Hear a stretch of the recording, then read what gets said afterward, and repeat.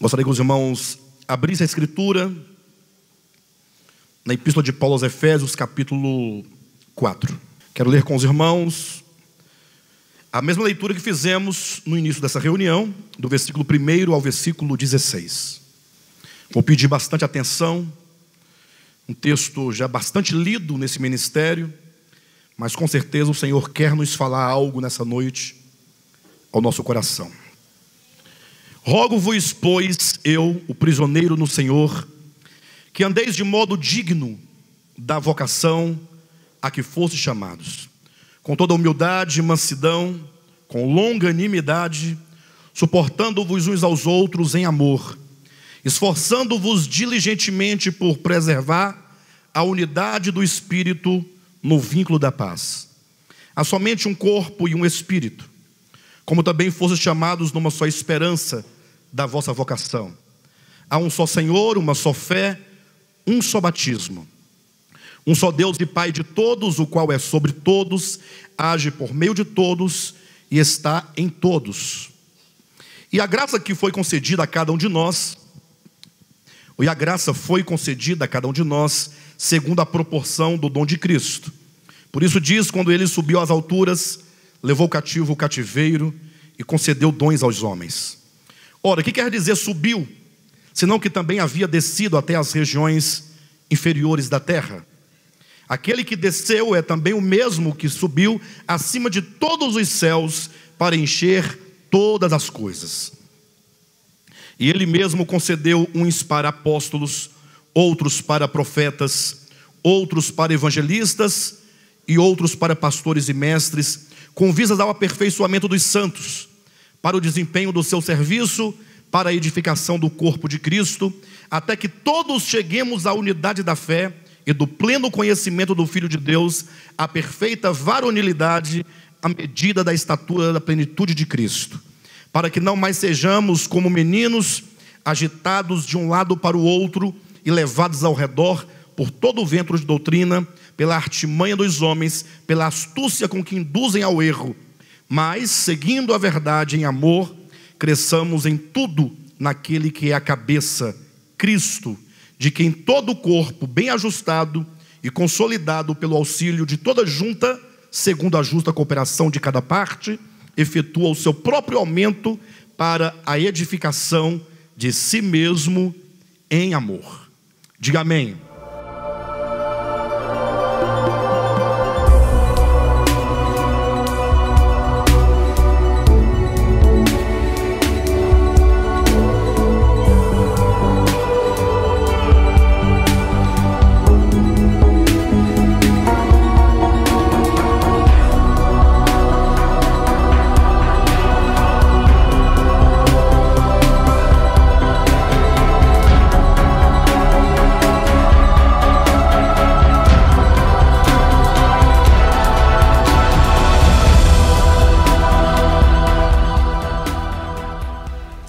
Que maravilha, né? Texto maravilhoso.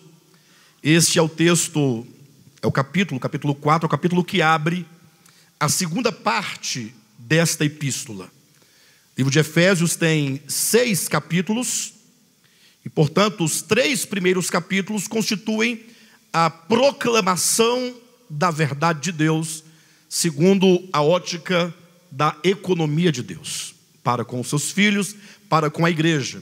E a segunda parte, capítulos 4, 5 e 6, é a parte em que o apóstolo agora procura fazer uma aplicação prática para a vida cristã, a partir daquilo que ele proclamou nos 3 primeiros capítulos. A ideia seria que no capítulo 1, 2 e 3, nós teríamos o que se chama comumente de a ortodoxia, ou seja, é o ensinamento reto da verdade de Deus, porque está preso às questões doutrinárias da verdade. É o apóstolo Paulo ensinando a verdade de Deus sobre como Deus planejou a nossa história no que diz respeito à nossa salvação. Em contrapartida, na última parte, capítulos 4, 5 e 6, seria aquilo que se pode chamar de ortopraxia, que é a prática reta dos ensinamentos. Em outras palavras, nós somos convidados a refletir sobre o plano de Deus revelado para os santos apóstolos e profetas. E então nós somos, na segunda parte, convocados. Nós somos chamados a um despertamento para que a nossa vida, o nosso viver humano, nosso viver em família, nosso viver social e, sobretudo, nosso viver de corpo, de igreja, esse viver esteja de acordo, esteja em harmonia com a verdade anunciada. Dizia aqui na quarta-feira passada que eu tenho observado e pensado muito acerca de algo que tem incomodado muito o meu coração, desde quando o Senhor nos levou a começar a fazer uma leitura da Escritura numa perspectiva orgânica da verdade, como quem procura encontrar cada uma das verdades bíblicas dentro da experiência humana. Com respeito a encontrar e tocar as experiências negativas, porque a Bíblia ensina-nos sobre o pecado, sobre as trevas, não é? Sobre o problema do velho homem, isso é fácil de identificar na nossa vida essas coisas. Mas a Escritura nos apresenta coisas positivas, nos mostrando que nós fomos comprados por um alto preço, que nós fomos resgatados do nosso fútil procedimento, que o Senhor nos resgatou mediante a sua obra de redenção na cruz do Calvário para pertencermos a Ele.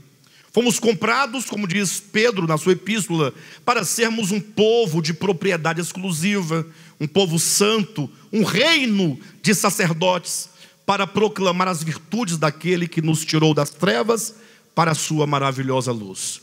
E pensando então nessa experiência dessas verdades positivas, buscando inclusive essas experiências, eu percebi que existe um hiato, existe uma distância, às vezes muito grande, entre aquilo que se proclama como verdade e aquilo que se pratica no viver diário. Em outras palavras, o mundo cristão tem uma certa proclamação daquilo que Deus quer, mas na hora de viver o espírito do Evangelho, nós sentimos profunda dificuldade e não raras vezes nós vivemos muito mais em uma manifestação da velha natureza do que numa manifestação da nova natureza.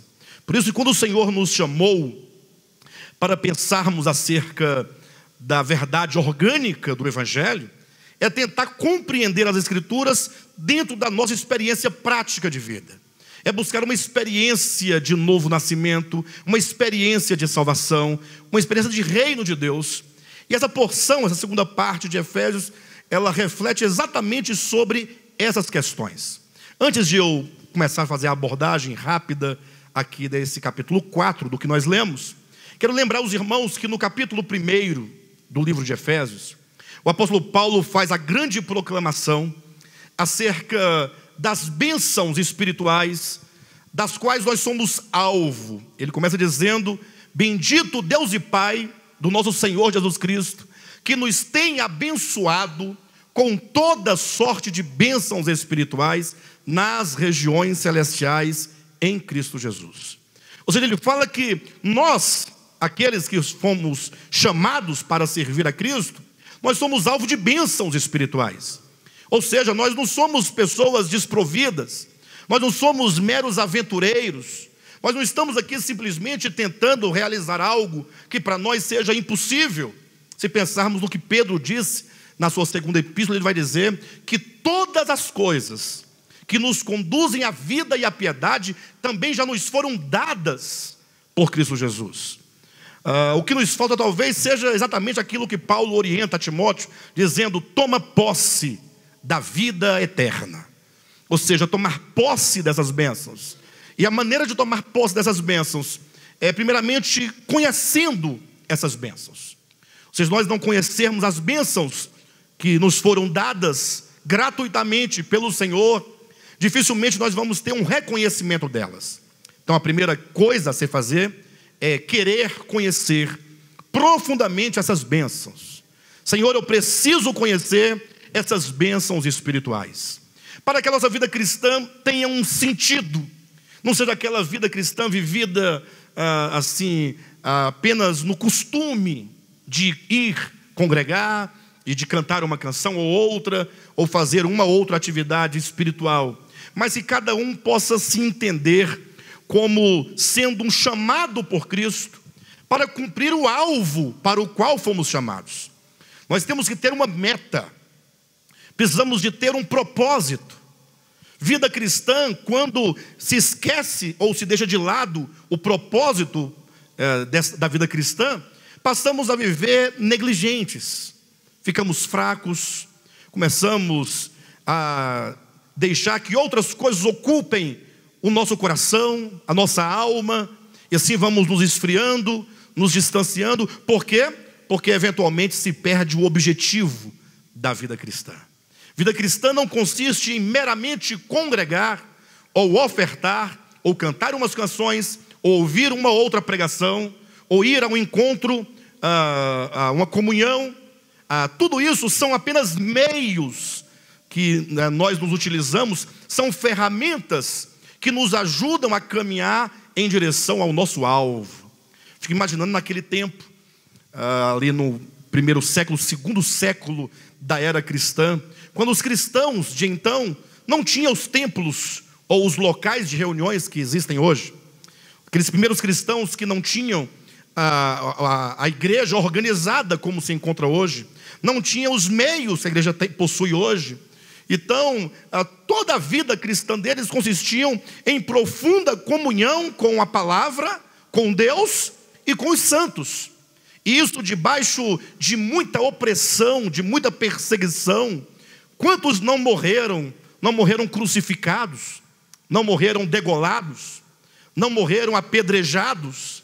E eu pergunto, ora, o que mantinha a fé desses nossos primeiros irmãos tão viva, tão forte, a ponto de alguém entregar a própria vida por amor ao Evangelho, por amor a Cristo, por amor aos irmãos? Certamente eles tinham uma visão que os governava. Então, muito mais do que mero conhecimento, precisamos de uma visão. Então, primeiramente, nós temos que conhecer essas bênçãos espirituais. E uma vez conhecendo, precisamos absorvê-las, digeri-las, precisamos acolher essas verdades espirituais, para que uma vez acolhidas, elas constituam em nós uma visão espiritual, uma visão governante, uma visão que nos leve a avançar a cada dia em direção ao propósito para o qual fomos chamados. Como disse o apóstolo Paulo, estava num certo julgamento, estava ali para ser preso inclusive, e ele disse, olha, eu não fui desobediente à visão espiritual. Quando se tem uma visão, e essa visão é uma visão governante, nós temos então uma razão de prosseguir. Nós temos um motivo para prosseguir. Talvez você esteja um pouco cansado, talvez você esteja um pouco desanimado, quem sabe talvez você esteja como aquela ovelhinha lá da parábola das 100 ovelhas, da parábola do bom pastor em Lucas capítulo 15, desgarrada. Porque na nossa vida, aquela ovelhinha, pense comigo, né, ali comendo graminha com as outras, mas ovelha, ela precisa de muito cuidado, e quando qualquer falta de percepção, um pouquinho ela vai saindo, e vai desagregando das demais, e vai saindo de perto das demais, e vai comendo uma graminha aqui, outra ali, um atrativo aqui, outro atrativo ali, quando menos espera, que ela procura o rebanho. Cadê o rebanho? A ovelhinha está desgarrada, talvez cai num buraco, quebra uma pata, fica ali doente, fraca, mas aleluia, porque nós temos um supremo pastor, nós temos um bom pastor. O bom pastor sempre nos resgata, amém? O bom pastor conhece todas as suas ovelhas, e mediante uma ministração dessa, o bom pastor usa a mensagem, a palavra, para resgatar, para trazer de volta o coração, trazer de volta a alma, trazer de volta o sentimento, trazer de volta o desejo. Então é preciso ouvir com bastante atenção, compreendendo essas bênçãos espirituais que o Senhor já nos deu mediante a sua graça. O apóstolo Paulo anuncia basicamente alguns pontos. Eu vou apenas enumerar, se os irmãos quiserem, leiam em casa depois o primeiro capítulo de Efésios, o segundo capítulo, o terceiro capítulo. Ele fala que o Senhor, Ele nos predestinou e nos elegeu para sermos santos e irrepreensíveis perante Ele. Ou seja, é como que dissesse, a nossa vida não é um acidente. O Senhor nos conheceu antes da fundação do mundo e já estabeleceu um plano, um projeto para cada um de nós. No tempo veio o Senhor Jesus e nos redimiu, porque em razão do pecado, em razão da queda, mesmo aqueles que foram eleitos e predestinados pelo Pai, acabaram caindo também no pecado, e veio o Senhor para efetuar uma obra de redenção. Cristo veio para ser o Cordeiro de Deus, o sacrifício substituto. Ele veio para substituir o pecador, para assumir a sua culpa, assumir o seu pecado, e então pagar o preço do pecado pelo homem. Diz a Escritura que o salário do pecado é a morte. E o Senhor, portanto, Ele sofreu essa morte vicária pela vida de cada um de nós. E não somente sofreu essa morte, mas como uma terceira bênção. A primeira, o Pai nos escolheu e nos predestinou para Ele. Aí vem o Filho, e então Ele nos resgata mediante a sua morte na cruz do Calvário. Por meio da morte o homem pode voltar a Deus, ele pode se reconciliar com Deus, porque a obra de redenção gera uma visão clara dentro do coração do homem acerca do amor do Pai, e isso cura e restaura toda inimizade dentro do homem. Mas também é dito que o Espírito Santo nos foi dado como penhor e como selo da nossa salvação eterna. Então veja que o Deus triuno, Pai, Filho e Espírito Santo, completamente empenhado pela sua vida, completamente empenhado pela sua salvação, completamente empenhado pela sua saúde espiritual, para o cumprimento do plano de Deus. Então no capítulo 1, ele mostra inicialmente essas três bênçãos, e isso afeta muito o aspecto individual. O Senhor elegeu a Vera, predestinou a Vera, sim ou não? O Senhor elegeu a Rosirene, predestinou a Rosirene. Está no capítulo 1, versículo 4 e 5. Então quando diz que o Senhor elegeu e predestinou, quer dizer que Ele já preparou o seu futuro de antemão. Agora, Cristo veio ao mundo morrer pelos nossos pecados, e Ele morreu pelos pecados da Vera, sim ou não? Morreu pelos pecados da Rosirene, os meus pecados, cada um de nós. Podemos olhar essas bênçãos de uma maneira individual. Porém, o capítulo 1 não se encerra de modo individual, porque é dito que todos esses eleitos, eles agora formam um homem coletivo, formam uma unidade, formam o corpo de Cristo e formam a igreja. E esse é o ponto central que eu quero que os irmãos reflitam comigo, porque adorar a Deus e exaltá-lo pelas bênçãos individuais, alguém pode falar assim: o Senhor me elegeu e me predestinou. Isso traz alegria para dentro de nós. Você fica feliz, alegre, grato ao Senhor, porque Ele tem um plano na sua vida. Mas não é esse plano como dizem, não, é um plano eterno na sua vida. Você glorifica a Deus pela obra de redenção? Sim ou não? Glória a Deus. Que Ele te deu o Espírito Santo como selo e como penhor da sua salvação? Que maravilha. Agora, neste ponto, quando nós passamos por esses três momentos da eleição, da redenção e efetivamente de chegarmos à iluminação, selo e penhor do Espírito Santo, aqui começa toda a nossa experiência cristã. E Deus, na sua infinita sabedoria, conhecendo o seu coração, o meu coração, conhecendo a nossa profunda dificuldade, sabendo que todo o problema do homem, mesmo do homem redimido, é o problema do egoísmo. O egoísmo é o fundamento, é a origem, é a causa da queda do homem. É o desejo de ser independente. Ora, se o homem desejou ser independente de Deus, que dirá independente do outro homem? Por isso que nós vivemos no mundo que nós vivemos, esse mundo caído, esse mundo perverso.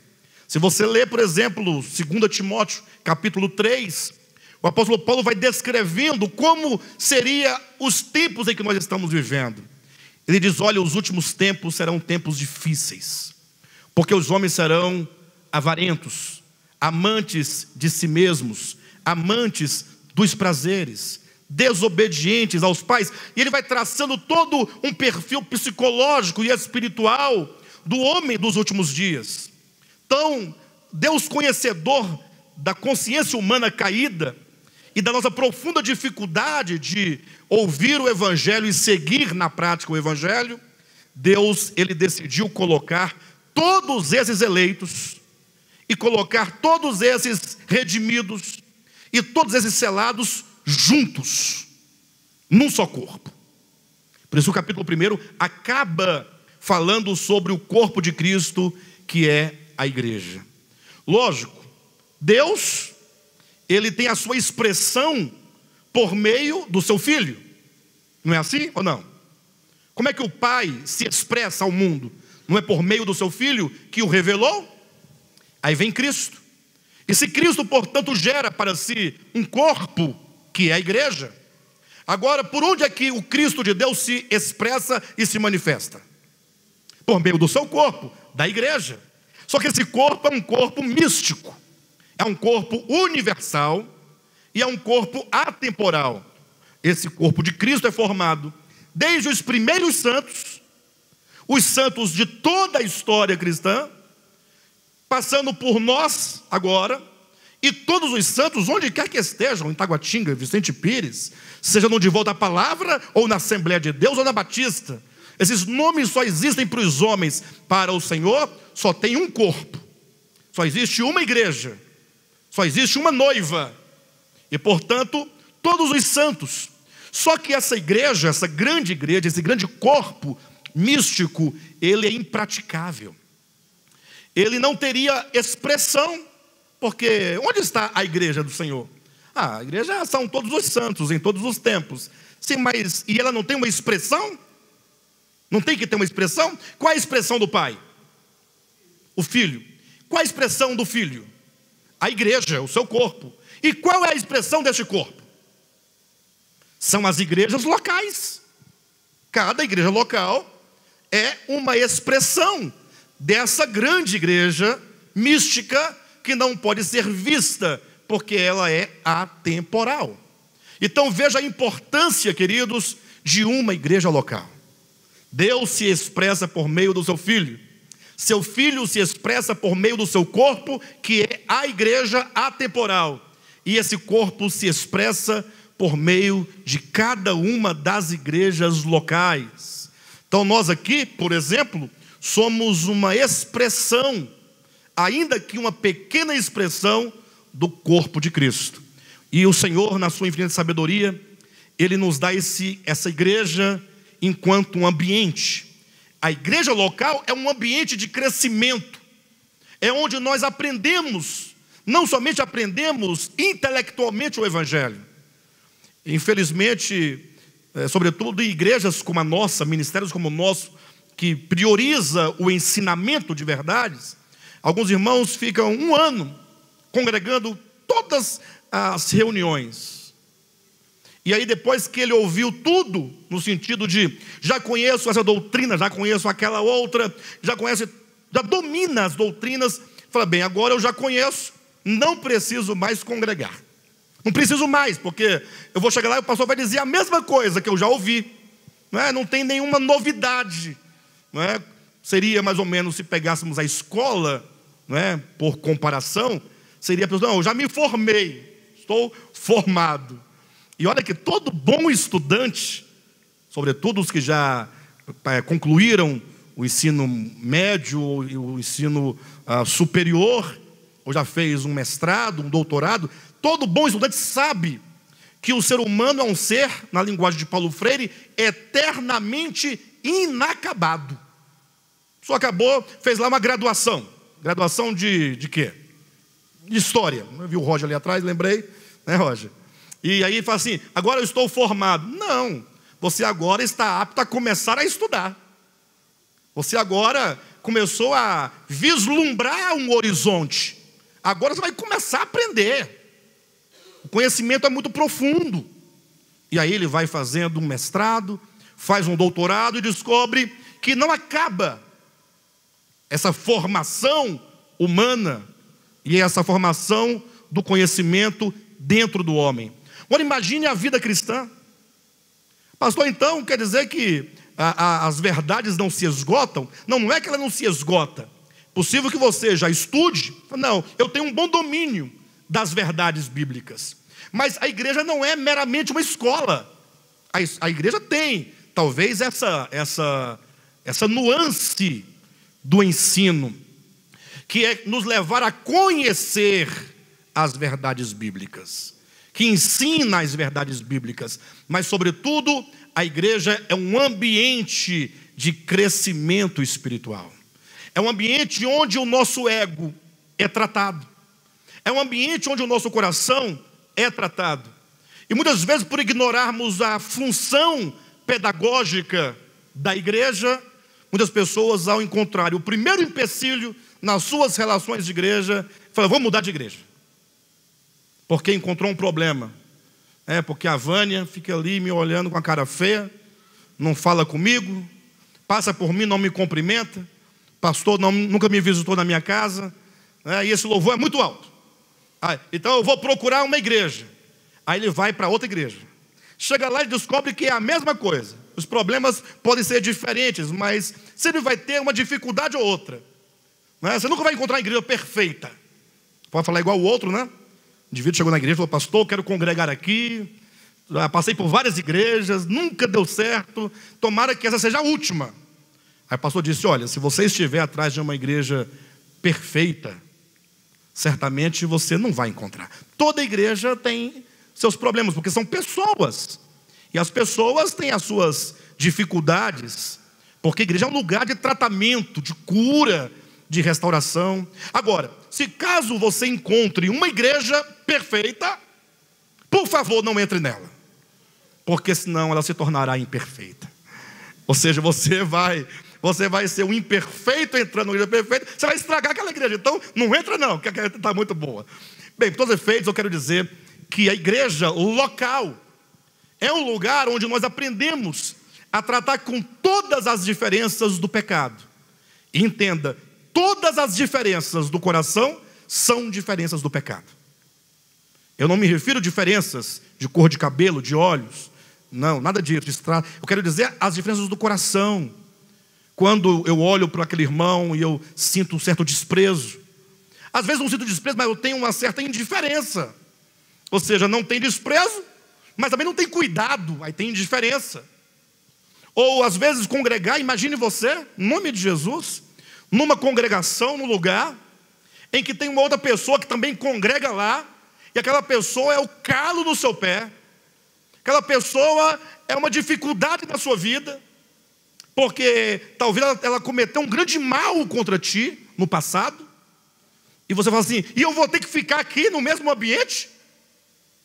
É porque Deus nos coloca para nos tratar. Por isso o capítulo 2 de Efésios, eu passei pelo primeiro, mostrei as bênçãos, terminando com o corpo. O capítulo 2, ele fala sobre a revelação do mistério.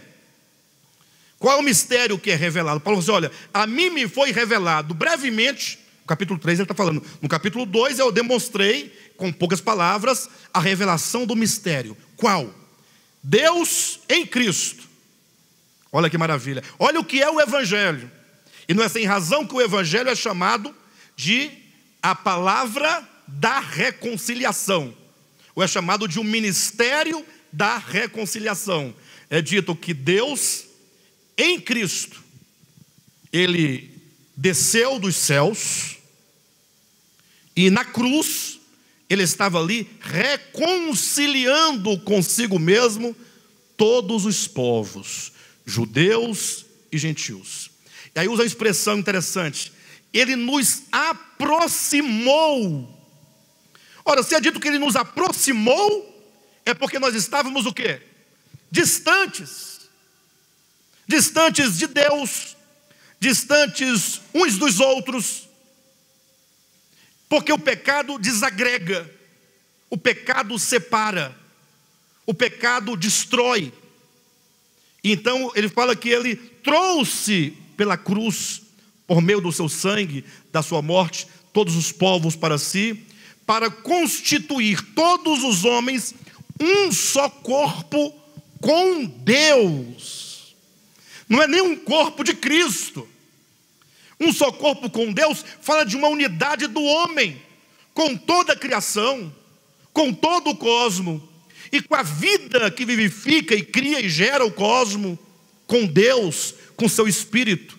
É uma harmonia plena de espírito, de alma e de corpo. Destruindo, diz o texto, a parede que estava no meio. Aí diz, vírgula, a inimizade que o pecado causa. Então veja que o Evangelho, ele propõe o quê? Reconciliação. Talvez ele esteja glorificando, porque o Senhor me elegeu, glória a Deus, o Senhor me predestinou, o Senhor me redimiu, o Senhor me selou, e eu tenho penhor do Espírito. Puxa, que maravilha! São bênçãos espirituais. Devemos sim glorificar a Deus por elas. Agora, o Evangelho avança, diz: o Senhor, mediante a cruz e o seu sangue, destruiu toda inimizade. Capítulo 3, ele traz essa tônica, dizendo que Deus revelou ao apóstolo Paulo que todos os homens, aí ele vai começando, falando, judeus, porque os judeus tinham um orgulho muito grande, por serem descendentes naturais de Abraão, de Isaac, de Jacó, né? Por eles serem há tanto tempo os oráculos divinos, ou eles conterem, receberem os oráculos divinos. Agora Paulo fala, mas também reuniu os gentios. Pensa num golpe que os judeus sentiram. Você pensa que foi fácil para eles aceitarem? Você acha que foi fácil para a igreja primitiva de Jerusalém aceitarem os cristãos gentílicos? Foi difícil. Leia Atos dos Apóstolos e você vai ver a crise que a igreja vivia de receber um irmão gentil. Os cristãos de Jerusalém não raras vezes consideravam os gentios convertidos a Cristo como semi-cristãos, meio cristãos. Eles entendiam que eles, judeus, eram cristãos plenos. Mas um gentio, eles pensavam, nunca vai poder ser um cristão completo, porque eles não têm a circuncisão, porque eles comem carne de porco. Veja que eles continuavam ainda cultivando no coração o quê? Inimizade, diferenças, separação. E Paulo fala, não. E não somente judeus e gentios, mas também os bárbaros. Os bárbaros são aqueles povos que, do ponto de vista como posso colocar, do ponto de vista da civilização greco-romana, né? Civilização grega, sobretudo, eram aqueles povos que não tinham alcançado aquele grau de civilização, não conhecia ainda a sociedade organizada. Eles então eram homens que ainda lutavam muito e brigavam muito e não tinham bons costumes como tinham, no caso, os europeus de então. Mas então, não, os bárbaros também. Aí Paulo ainda inclui os citas, que eram mais bárbaros que os bárbaros, os piores. E o pior, ele diz, e também o homem do sexo masculino. Aí ele diz, e as mulheres também. Aí ele diz, no corpo de Cristo não tem homem, não tem mulher, não tem grego, não tem judeu, não tem bárbaro e nem cita. Porque no corpo de Cristo, Cristo é tudo em todos. Essa é a visão espiritual. Então o Senhor maravilhosamente nos colocou num ambiente para sermos cuidados. E precisamos urgentemente, queridos, vencer o que a religião por tanto tempo nos legou. Qual foi um dos grandes legados que nós recebemos e que isso mata aos poucos o corpo de Cristo quanto à sua prática? foi quando a igreja romana, ela estratificou os cristãos em duas categorias: o clero e os leigos. O clero seriam aqueles sacerdotes profissionais, né? Seriam aqueles profissionais da Bíblia, os profissionais da oração, os profissionais do culto. E os leigos, coitados, eles iam lá receber a bênção desses homens. De sorte que eles diziam e entendiam, até hoje entende assim, que é na mão do clero que estão todas as bênçãos de Deus. Eles entendem que, no caso, o padre é um sacerdote de Deus, e como tal, ele tem bênçãos, ele tem os sacramentos. E como os leigos, que é a maior parte do povo, não são sacerdotes, segundo esse entendimento, então o povo depende de ir ao clero, ao padre, para receber essas bênçãos: o sacramento do casamento, o sacramento da hóstia consagrada, o sacramento da extrema unção, o sacramento, aí vai, são 7 sacramentos. E isso matou a função dos membros do corpo de Cristo. Se você é membro desse corpo, você tem função. E como tal, você tem que estar vivo, ativo, sabendo que o cuidado na igreja depende de todos. Nunca pense ou confira ao pastor da sua igreja nenhum tipo de atribuição de cuidado que seja única e exclusiva dele. Isso é coisa lá da Igreja Católica Romana, que passou fortemente para as igrejas reformadas e que entrou tranquilamente, sem nenhum questionamento, nas igrejas evangélicas, e que está a todo vapor nas igrejas neopentecostais. E nós, como temos essas origens, não é? Trazemos essa tendência de ficar achando que você vai ao culto para ouvir uma palavra e ir embora. Não, precisamos compreender o significado profundo de uma igreja local, enquanto a expressão do corpo de Cristo, que é a expressão de Cristo, que é a expressão do Pai. Entender essa questão. A igreja é um lugar onde, como diz o apóstolo Pedro, todos nós somos sacerdotes de Deus. Todos, homens e mulheres. E olha que também no Apocalipse capítulo 1 é dito que Deus o Pai, mediante Cristo, mediante o sangue de Cristo, nos constituiu um reino de sacerdotes. Então é preciso que cada um entenda: eu fui eleito e predestinado por Deus. Eu fui redimido pelo sangue de Cristo. Eu recebi o Espírito Santo enquanto selo e penhor da minha salvação. E eu então fui agregado ao corpo para ser um só corpo com Deus, sem nenhuma divisão, sem nenhuma inimizade, juntamente com homens, com mulheres, com gregos, com judeus, com bárbaros, com citas. E é nessas diferenças, portanto, agora que nos reunimos em igrejas locais, para termos um ambiente em que nós somos sacerdotes. Eu cuido de todos vocês. Vocês todos cuidam de mim. Você cuida do irmão que está do seu lado. Você cuida do irmão que está atrás de você. Olhe para alguém do seu lado, por gentileza, só para você ver. Você cuida desse irmão? Estou perguntando. Você cuida desse irmão? Você cuida? Cuida em oração? Senhor, o teu filho, Senhor, teu filho Jailson, olha para a vida do teu filho. Supre, Pai, as suas necessidades. Pai Santo, em cada circunstância, dê graça a ele, força. Ajuda o teu filho. Daqui a pouco o Jailson está lá, trabalhando. Aí lembra: Senhor, a tua filha, irmã Vera, Pai. Como é que a tua filha está, Senhor? Aí ora, intercede por ela. De repente você foi à reunião e você percebeu que o irmão fulano não foi.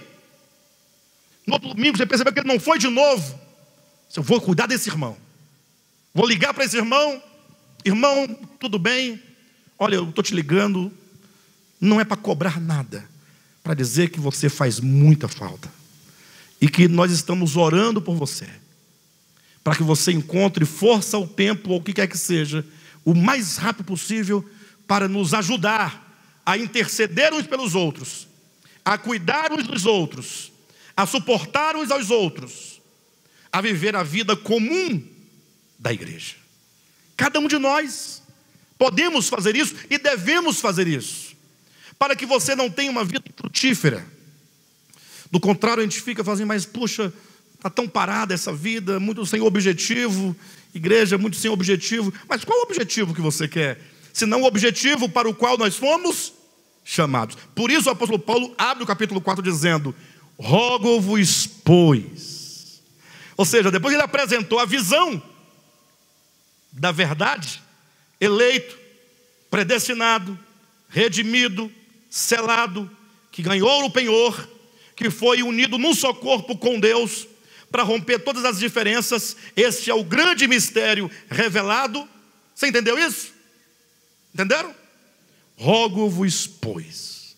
Diante disso que foi dito até agora na mensagem, rogo-vos, pois. Há um rogo. Essa palavra rogo, aqui esse verbo, no grego, traz um sentimento muito profundo. Não é um pedido, não é uma sugestão apenas.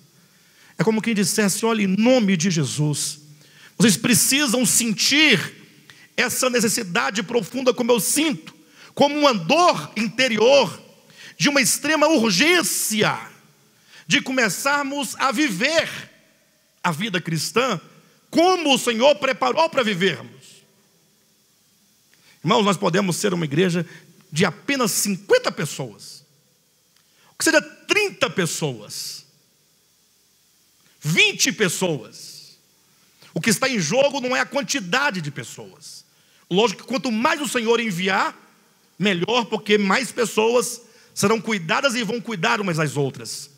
Mas que seja 20, que sejam 10 pessoas vivendo esta verdade, esse pequeno grupo se torna um foco de espiritualidade tão grande, que ainda que esse povo não falasse uma palavra sequer, apenas vivesse em comunhão, eles se tornariam ali um foco de espiritualidade, de poder, de presença de Deus, de cura, de modo que quantos chegassem perto ou se aproximassem, seriam restaurados sem nenhuma palavra. Porque o Evangelho, ele, antes de ser meras palavras, ele é um viver. Veja que quando Paulo apresenta a carta aos Romanos, no início ele fala: olha, eu vou apresentar a vocês o Evangelho de Deus. E aí quando ele fala o Evangelho de Deus, ele fala que é o seu Filho Jesus Cristo. O Evangelho é Cristo. E Cristo, quando veio, ele disse: olha, vocês devem ouvir a verdade, o reino de Deus. E ele foi ensinando e convidando as pessoas a desenvolverem esse espírito do Evangelho. Esse espírito. E aí Paulo diz: rogo-vos, pois. Há um rogo. Esse rogo é do apóstolo Paulo, aqui na carta. Agora esse rogo é meu. Eu rogo a vocês. Mas nem eu nem o apóstolo Paulo somos tomados ou trazemos esse rogo meramente porque queremos. Este rogo é sobretudo o rogo do Espírito Santo. É o Espírito Santo que clama, ele clama dentro de você. Não queira esperar uma profecia para confirmar nada. Um vaso, o Espírito Santo dentro de você, ele fala: rogo-vos, pois. Você pode sentir que o Espírito Santo está nos convocando, que o Espírito Santo está nos incomodando. Você não sente que o Espírito Santo está dizendo: olha, é urgente uma reação nossa. Existe um clamor. Leia Apocalipse capítulos 2 e 3. Você vai encontrar o início de cada carta, Jesus falando a cada uma das igrejas. E ele fala: olha, eu percebo isso na igreja. Eu percebo que vocês abandonaram o primeiro amor. Eu percebo que vocês Tem nome de que estáis vivos, mas estão mortos. Eu percebo que vocês julgam serem ricos e abastados, mas não conseguem ver a condição real de vocês. E no final de cada uma dessas cartas, diz: quem tem ouvidos, ouça o que o Espírito diz às igrejas. Portanto, o Espírito Santo está dizendo às igrejas, e hoje ele está dizendo a essa igreja: rogo-vos, pois. É um rogo apostólico. Eu, o prisioneiro do Senhor. E ele diz: rogo-vos, pois, que andeis. Esse andar diz respeito ao nosso viver. Se você buscar o capítulo 2 de Efésios, Paulo vai dizer assim, olha, versículo 1 e 2: ele vos deu vida, estando vós mortos nos vossos delitos e pecados, nos quais andastes outrora. Ou seja, outrora nós andávamos nos pecados. Era o nosso viver. Andar nos pecados não é andar sobre pecados. Não é uma rua chamada pecado. É o viver cotidiano. É uma coisa tão natural viver no pecado. Agora que nós fomos redimidos, agora eu rogo a vocês que andeis, que vivais de modo digno da vocação a que fostes chamados. Você foi chamado. E só foi chamado porque o Senhor te elegeu, te predestinou e te redimiu. E Ele chamou pelo teu nome. Cada um aqui tem um nome. E quando fala nome, não é exatamente José, Maria, Joaquim. É a pessoa. Ainda que você tenha o mesmo nome de outra pessoa, cada uma pessoa tem um nome só. Essa pessoa é você. Deus conhece você e Ele chamou você particularmente. O chamamento de Deus é pessoal. E você foi chamado para uma vocação. Pastor, eu tenho uma vocação? Tem. Você tem uma vocação. É o que dizia no início da mensagem. É o alvo. É o objetivo. Veja que é dito que nós fomos eleitos e predestinados para sermos santos e irrepreensíveis perante Ele. Então estamos caminhando. Tem uma meta.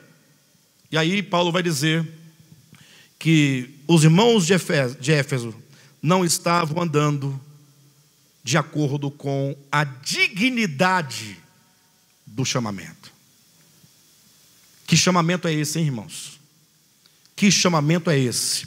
Se nós tomarmos capítulo 2, versículo 16 de Efésios, esse seria o chamamento: e reconciliar-se ambos em um só corpo com Deus, por intermédio da cruz, destruindo por ela a inimizade. Então veja, um só corpo com Deus. Já imaginou? Um só corpo com Ele. Se você é um só corpo com Deus, você alcançou plenamente a sua maturidade. Você ascendeu, completou a sua ascese espiritual toda. Capítulo 4, você chegou à unidade da fé, do conhecimento do Filho de Deus, à perfeita varonilidade, à estatura de varão perfeito.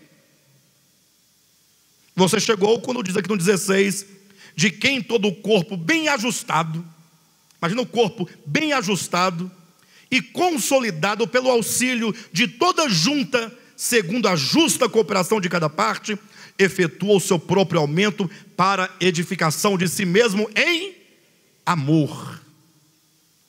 É um alvo. Não sei se vocês já tentaram, já disse aqui várias vezes, mas toda a história de Deus com a sua criação, que é a história da redenção, sobretudo, ela caminha para o grande momento de reconciliação de todos, do mundo inteiro, dos céus e da terra. Quando Paulo diz em Filipenses capítulo 2, que no último dia, ele diz: todo joelho, inclui o seu joelho, nos céus, na terra e debaixo da terra. Esses 3 níveis de habitação. E toda língua, inclui a sua língua, nos céus, na terra e debaixo da terra. todo joelho há de se prostrar diante de Cristo. Esse é o momento de plena reconciliação. Nesse momento não terá nenhuma inimizade, jamais. Tudo terá sido vencido.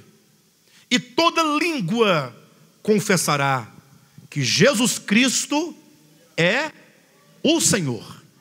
Toda língua, anjos, homens, todos os seres, não com culto artificial, mecânico, mas todos confessando. A confissão parte de um coração que compreendeu, que entendeu e que não somente conheceu, mas que também reconhece, todos dizendo: Jesus Cristo é o Senhor. Nenhuma força contrária, nenhuma resistência, nenhum sofisma, nenhuma treva, nenhum engodo, tudo vencido. O universo completamente consolidado, ajustado. Como diz em Efésios capítulo 1, na dispensação da plenitude do tempo, todas as coisas nos céus e na terra convergindo para um único ponto: Cristo Jesus. Ele é a centralidade de tudo. Ele é o centro, o epicentro, de onde tudo brota, tudo emana. E todas as mentes, todas as consciências, todos os corações de anjos, homens e qualquer criatura que possa haver, convergindo para Ele, cada vez mais perto, gravitando, vivendo por meio dEle. E Ele não somente como centro, mas Ele como a universalidade, porque Ele subiu acima de todos os céus para encher todas as coisas. Que coisa maravilhosa! Nossa vocação, fomos chamados para isso, mas algumas coisas nos impedem, não é?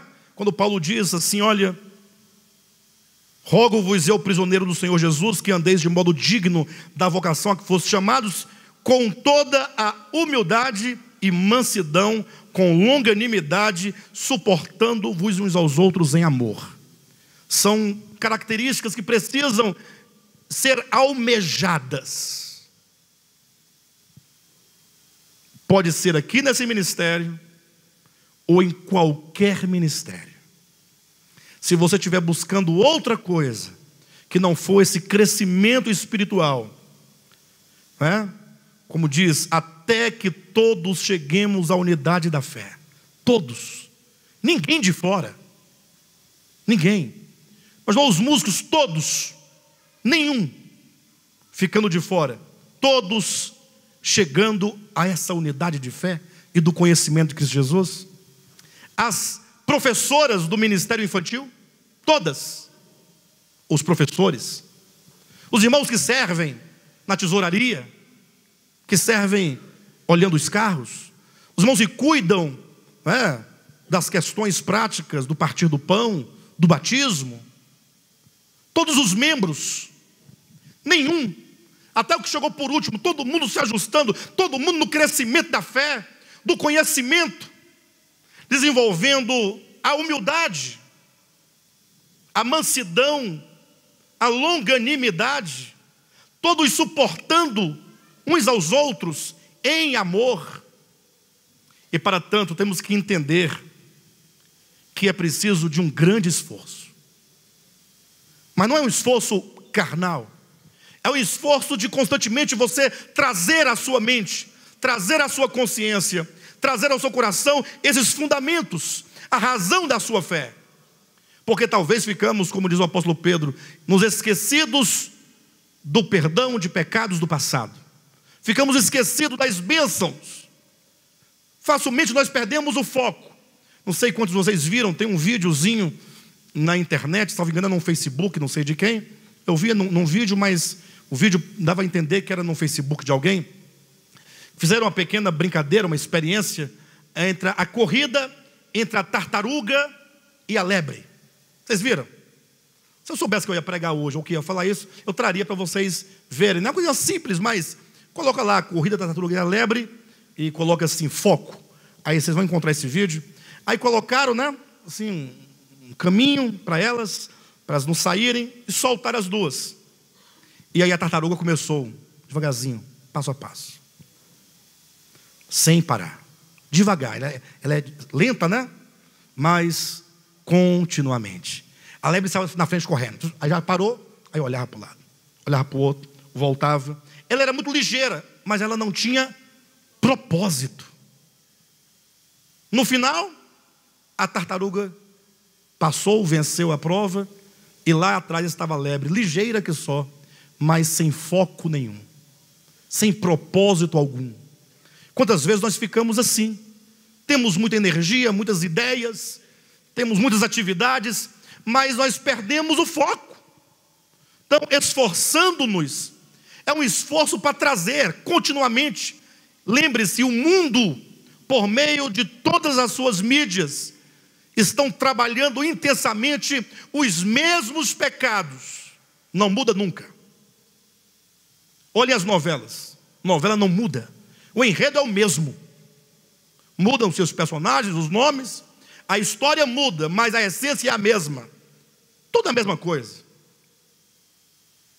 Aquelas lutas de MMA, UFC, não tem?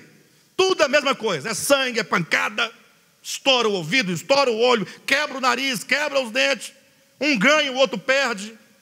Pastor, mas é um esporte. Sim, mas não muda, é só isso. Um homem em cima do outro, batendo. Uma mulher em cima da outra, batendo. Tem que bater, tem que bater. Tudo bem que você gosta de assistir, mas o que muda de tudo isso? Toda luta é igual. Você quer saber só quem é que vai dar o melhor murro? No final é uma coisa só.